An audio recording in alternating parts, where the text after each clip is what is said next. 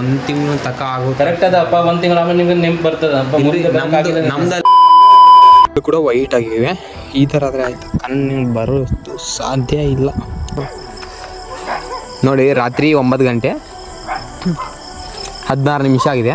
ರಾತ್ರಿಯಲ್ಲಿ ಕಾಣಿಸ್ತಾ ಇಲ್ಲ ಕುದುರೆ ಎಲ್ಲಿದೆ ಅಂತ. ಆ್ಯಂಡ್ ನಾವು ಹುಡ್ಕೋತಾ ಹೋಗ್ತಾ ಇದ್ದೀವಿ. ಅದಕ್ಕೆ 2 ಕಣ್ಣುಗಳು ಕಾಣಲ್ಲ, ಯಾಕಂದರೆ ಈ ಕಣ್ಣಿನಲ್ಲಿ ಹೂವು ಥರ ಆಗಿದೆ. ಇಲ್ಲಿ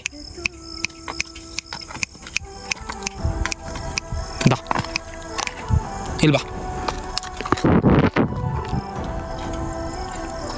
ಅಪ್ಪ, ಅದು ನಾರ್ಮಲ್ ಅದ, ಯಾರ್ದು ಬಿದಿ ಅದ, ಯಾರ್ದು. ಆದರೆ ನಾವು ಏನಂದರೆ ಅದಕ್ಕೆ ಕಣ್ಣು ಹೋಗ್ಯಾವ, ಎಲ್ಲಿ ಹೋಗ್ಲಕ್ಕೆ ಬರಲ್ಲ, ಅದಕ್ಕೆ ಏನು ಆಗ್ಲಕ್ಕೆ ಬರಲ್ಲ ಅಂತ ನಾವು.